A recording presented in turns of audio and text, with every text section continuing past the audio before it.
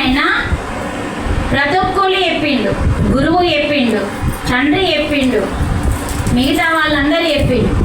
కానీ శ్రీరాముడు ఏం చేసిందంటే, నేను ప్రాణం ఉన్న గుర్రాన్ని, అది మనకి ఎంతో సేవ చేసింది, రాజ్యమంతా నిరంతరం పరిగెత్తింది, ఎంతో రాజ్యాన్ని మనకి ఇచ్చింది, అలాంటి గుర్రాన్ని నేను చంపాను అని చెప్పి గుర్రాన్ని పక్కకు వదిలేసి బంగారు గుర్రాన్ని తయారు చేసిండు. చూడండి, తల్లి దగ్గర ఎంత బంగారం ఉంటే అంత బంగారాన్ని తీసుకొని బంగారు గుర్రాన్ని తయారు చేసి ఆ బంగారు గుర్రాన్ని బలిచ్చిండు.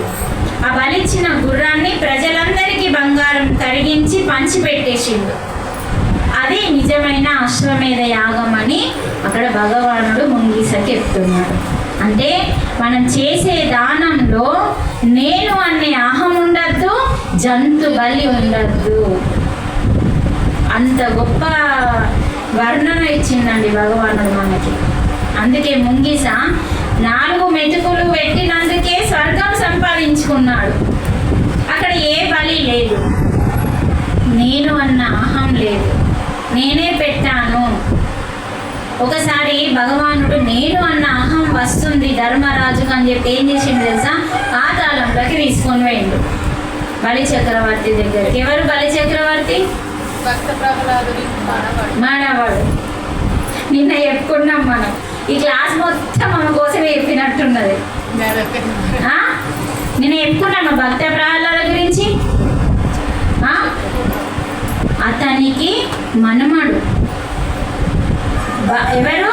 బలి చక్రవర్తి. బలి చక్రవర్తి పైన ఒక స్వర్గం ఉంటే అంతకన్నా మించిన స్వర్గాన్ని కింద నిర్మించుకున్నాడు. నిర్మించుకొని భగవంతుడు ధర్మరాజుని తీసుకొని పోతాడు. ఈయన పెద్ద యాగాలు చేసిండు, ఈయన ధర్మరాజు, ఈయన కురువంశంలో రాజు అని ఇలా అన్నీ చెప్తున్నాడు ఈయన గురించి. నువ్వేమేం చేశావో చెప్పుకోవయ్యా, ఆయన బలి చక్రవర్తి భక్త ప్రహ్లాదకి మన్మడు, నీ గురించి ఆయనకి చెప్పుకో అని భగవంతుడు చెప్తుంటే అప్పుడు ఈయన చెప్తున్నాడు, 1,00,000 ఆవులని 1,00,000 ఇంకా గుర్రాలని అన్నింటినీ దానం చేసిన నీకు అసలు బుద్ధి ఉందా అన్నాడు. ఏంటనే ఎవరు? బలి చక్రవర్తి ధర్మరాజు. ఎందుకన్నాడు అంటే, నీ రాజ్యంలో ఇంకా బిచ్చగాళ్ళు ఉన్నట్టే కదా, అసలు నా రాజ్యంలో పక్షులకి కూడా బియ్యం వేస్తే తిన్నాయి అంటే నా రాజ్యంలో అందరూ రాజులే అని చెప్పేసిండు. అలా మార్చిండు అన్నట్టు తన పాతాళ లోకాన్ని. ఆయన ఒక రాక్షస కుటుంబంలో పుట్టినా కూడా ఒక దైవంగా బతికిండు. అందుకే ఆయనకి చిరంజీవి తత్వం దొరికింది. ఇప్పటికీ చిరంజీవిగా బలి చక్రవర్తి భూమి మీద నివసిస్తూ ఉన్నాడు. అంటే నేను చేశానని, నేను ఇన్ని ఇచ్చాను, నేను అన్ని ఇచ్చానని చెప్పుకుంటే నీ రాజ్యంలో బిచ్చగాడు ఉన్నాడంటే నువ్వేం రాజు అయ్యా అని చెప్పి తిట్టిండు. అందుకని మన ఇంటి దగ్గర ఎవరు అడుక్కోద్దు, మనం అమ్మ తత్వం అని మనం అన్నం పెడదాం. ఆమె నిద్రపోతుంది, లేపండి. చూడండి, ఇలాంటి విషయాలు మనకి తెలిస్తే మనం మంచిగా మారుతాం. తెలకని కదా ఇవన్నీ. అందుకనే దానం చాలా గొప్పది. నేను చేశానన్నది కాకుండా భగవంతుడు ఇచ్చాడు, నాతో చేయించుకున్నాడు, నాకేం సంబంధం లేదు. ఆయన ఇంకా ఇయ్యాలి, నేను ఇంకా పంచాలి. అర్థమైందా? అందుకని ఎక్కడన్నా కానీ మనం వెళ్ళి సేవ చేయాలి. శాకాహారం అంత గొప్పదండి. అన్ని లక్షల దానం చేసినా కూడా ఒక్క గుర్రాన్ని చంపినందుకు దానికి ఫలితం లేదు. అయితే శాస్త్రాలలో బలి అడిగిండు. అంటే మనకిప్పుడు శాస్త్రాలు, పురాణాలు, ఇతిహాసాలు, ఉపనిషత్తులు, వేదాలు ఇవన్నీ ఉన్నాయి. వాటిని చదివితే మనలోని బలి అడిగిండ్లు జంతువుల లక్షణాలు ఉన్నాయి మన లోపల. ఇప్పుడు చూడండి, కోడి ఏమంటుందండి? ఏమంటదంటే సప్పుడు ఏరండి అంటే కో అంటే కోరికలు. మనలోని కోరికలను చంపడమే కోడిని బలివ్వడం. అంటే కోడిలోని లక్షణాలు, మేకలోని లక్షణాలు, జంతు లక్షణాలు మనలో ఉన్నాయి. దున్నపోతు లక్షణాలు, దున్నపోతు మీద ఆనబడితే కదులుతుంది అది. అలాంటి గుణం మన లోపల ఉన్నది. ఏంద్రా దున్నపోతులా వేస్తున్నావు అంటే మనం కొన్ని విషయాలలో సందర్భాలలో వాడతామా వాడం. అంటే మేక మే అంటది, అంటే మై అంటే నేను అర్థమవుతుందా? నాది నేను అన్నది బలివ్వమంటున్నాడు. చూడండి, నాది అనేది ఏది నీది లేదు.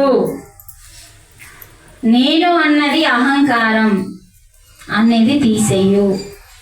అంటే మేకలోని జంతు లక్షణాలు, కోడిలోని లక్షణాలని, దున్నపోతు లాంటి లక్షణాలని బలివ్వమని చెప్పిండు. మనలోని జంతు లక్షణాలని బలివ్వమన్నారు, కానీ మూగ జంతువులని బలివ్వమని చెప్పలేరు. కాబట్టి ఆ పాపానికి తిప్పలు తప్పవు. ఎందుకంటే అవి ఇక్కడే ఆగిపోతున్నాయి. భూలోకంలో కాకుండా, పైలోకంలో కాకుండా ఎన్నో మూగ జీవులు ఇక్కడే ఆగిపోతున్నాయి మధ్యలో. కాబట్టి వాటి ఘోషనే సరి అయిన టైంకి వర్షం పడకుండా, పంట సరిగా పండకుండా, సరి అయిన ఆహారం అందకుండా, రేట్లు పెరిగిపోయి ఇప్పుడు ప్రపంచం అంతా మలమలలాడిపోతుంది. కరోనా టైంలో ఇప్పుడు బీరోనా వస్తుందట, సారి చెప్పిపోయింది కదా. కరోనా అయిపోయింది, ఇప్పుడు ఏమొస్తుంది? బీరోనా 2030 అంటే చూడండి. అందుకనే మనం జాగ్రత్తగా ఉండాలి. అంటే శక్తిగా మారాలి, శాకాహారిగా మారి కనీసం ఇప్పుడన్నా పాపం చేయకుండా మానుకోవాలి. ఇంట్లో వాళ్ళ సంగతి మళ్ళా, మనమైతే జ్ఞానం తీసుకుంటున్నాం కదా, మనకి తెలియని విషయాలు తెలియని రోజులు వేరే విషయం. కనీసం తెలిసినప్పుడన్నా మన మనసు కరగకపోతే మనం మనుషులమా? మానవత్వం, మనిషికి ఏం తత్వం ఉందంట? మానవ తత్వం అంట. మానవ తత్వం అంటే ఏంటిది? మనలో దయ, ప్రేమ, కరుణ, జాలి ఇవన్నీ ఉంటే, సత్యము, ధర్మము, అహింస ముఖ్యమైనది, ఇవి ఉంటేనే మానవ తత్వము అన్నారు. అమ్మ అందరికీ అన్నం పెడితే అమ్మ తత్వము అన్నారు. మనం అందరికీ అన్నం ఏదో పెడతాం. అందుకే అందరికీ అన్నం పెట్టి, ఎవరన్నా నీ ఇంటికి రాని, ఎవరన్నా ఆకలితో నీకు తెలిస్తే చాలని పిలిచి అన్నం పెట్టు, అది అమ్మ తత్వము. అలాగే మానవ తత్వము అంటే మనలో ఏది పెంచుకోవాలా? అహింసా మార్గం పెంచుకోవాలి, సత్యము, ధర్మము. సత్యం అంటే ఆత్మతో జీవించడం, ధర్మం అంటే నీ ఇంట్లో నీ బాధ్యత ఏంది, సమాజంలో నీ బాధ్యత ఏంది, ఇది నిర్వర్తించాలి. దయతో ఉండాలి, కరుణతో, దయతో ప్రతి జీవిని రక్షించాలి. ఇది మానవుని యొక్క తత్వం. అప్పుడు ఇలాంటి మన లోపల ఎప్పుడైతే మానవతత్వం ఉంటుందో ఈజీగా మాధవులం అవుతాము. చూడండి, అందుకని మన లోపల కరుణ లేదు, దయ లేదు, ప్రేమ లేదు, సత్యం లేదు, ధర్మం లేదు, అహింస లేదు. హింస ఉంది మన లోపల, ద్వేషం ఉంది, కోపం ఉంది, ఈర్ష ఉంది, పగలున్నాయి, అలాగే అసూయలున్నాయి, ద్వేషాలున్నాయి. ఇవన్నింటి మీద శ్లోకాలు ఉన్నాయి, మీకు తెలుసా? ద్వేషం మీద శ్లోకాలు, కోపం మీద, అంటే ద్వేషం వస్తే ఏం జరుగుతుంది అన్నది శ్లోకాలు ఉన్నాయి. అవి రేపు తెలుసుకుందాం. అన్నీ చెప్పుడు కావండి, కొన్నే చెప్పగలుగుతాం.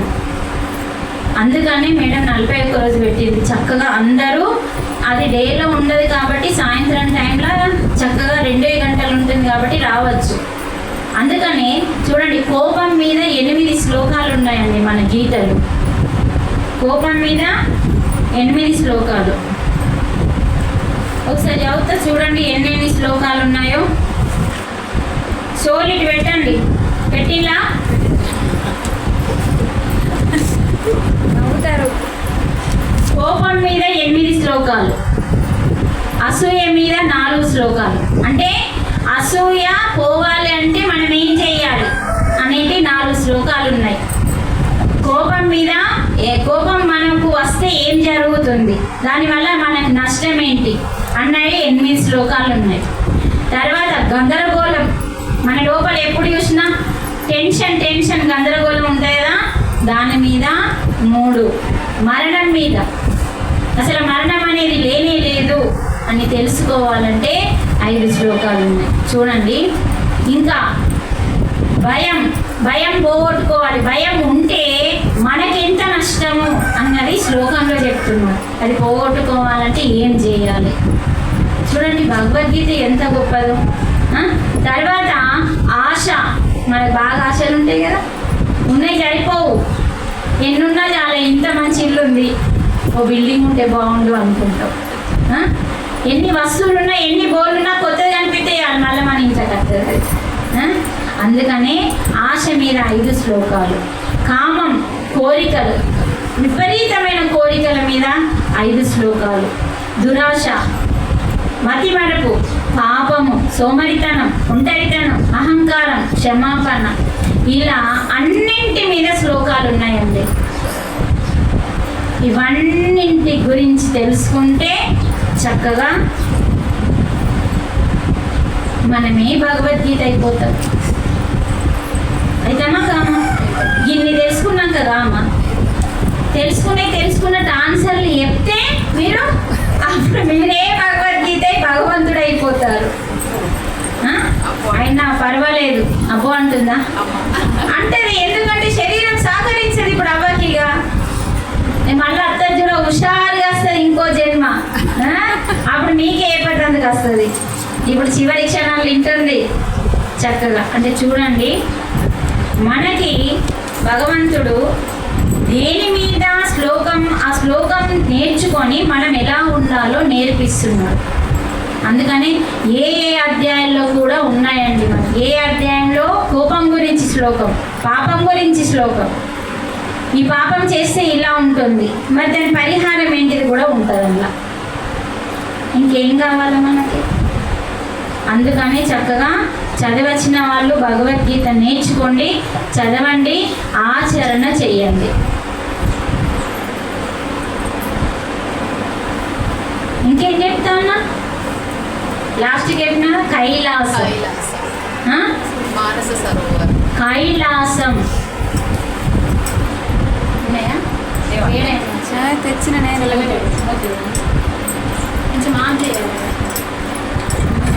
మీరు రాగానే కొంచెం పున్నాగు పిల్లి పొడుగా ఉంటుంది. అది కొంచెం అడవి పిల్లి లాగా ఉంటుంది. దాన్ని నూనెని తీసి గంధంతో నూనెని తీసి ఆ విగ్రహం ఖరాబ్ కాకుండా పిల్లి నూనెని రాస్తారు భగవంతుడేమో పిల్లి నూనె రాకుంటుండు, మనకేమో పిల్లి రాస్తే అక్షజ్ఞం అంటుండు. ఆ పిల్లి చూడాలంటే కూడా నా దగ్గర ఫోటో ఉంది. ఆ నూనె రాకేటప్పుడు కూడా ఫోటో ఉంది, చూపిద్దాం. మళ్ళీ రేపు తీసి ఉంచుతారు. ఇప్పుడు అదంతా లింకాలంటే లేకపోతే రెడీ ఉంచుతారు.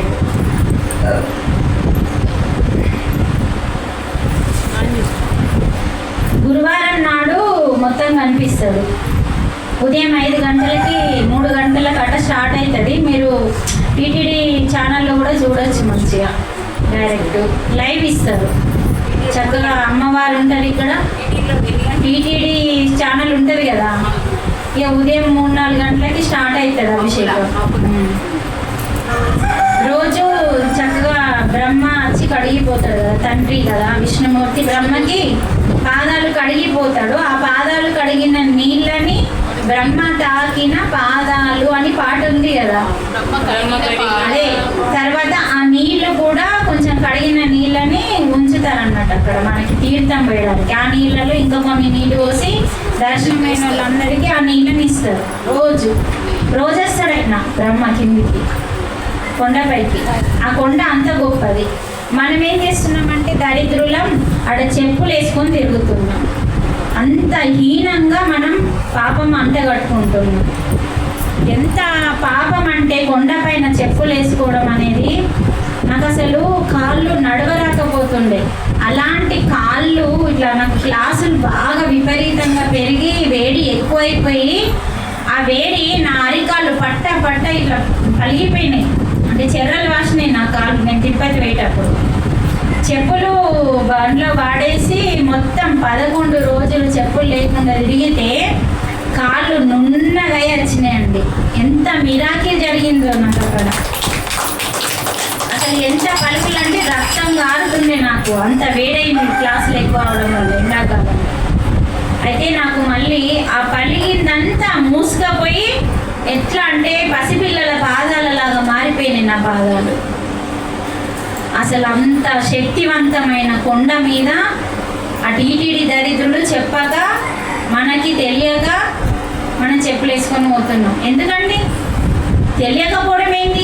అన్నమయ్య సినిమాలో ఎంత చక్కగా చెప్తుంది అమ్మవారు వచ్చి, అన్నమయ్యకి ఎందుకు ఎక్కలేకపోతున్నాను అంటే నువ్వేం వేసుకున్నావు, అడుగడుగునా ఏమున్నదని చెప్పింది. అడుగడుగున పద్మావతి దేవి వచ్చి అన్నమయ్యకి ఏం చెప్తుంది, ఈ కొండ కోణంలో ఉన్న అడుగడుగున హరినామ స్మరణే ఉన్నది. ప్రతి ఆకు, ప్రతి చెట్టు, ప్రతి సెలయేరు హరినామ స్మరణతోనే స్పందిస్తుంటే ఈ కొండపైకి నువ్వు పాదరక్షలు తెచ్చావు కాబట్టి నువ్వు ఎక్కలేకపోతున్నావు అని చెప్తాను. ఈ విషయం మనకు తెలియదా? మనకెందుకు తెలియదు? తెలిసి చేస్తుందని తప్పు. నేను అదే చెప్పిన మా వాళ్ళకి, చెప్పులు లేకుండా వచ్చేటోళ్ళు ఉంటేనే పైకి రండి. నేను తోలుకొని వచ్చినప్పుడు నాకింత అంటుతుంది మీతో, నేను ఎందుకు అంటించుకుంటా అని చెప్పి చెప్పులు వేసుకోకుండా 11 మంది ఎవరైతే వస్తారో 3 గంటల ధ్యానం ఎవరైతే వేస్తారో ప్రతి సమాధి తిరిగినామండి తెల్లందాక. అసలు ఆ కొండ పైన భయం అనేది లేనే లేదండి. అంత జంగల్ ఉంటుంది కదా, అడుగడుగున రక్షణ ఉన్నదండి.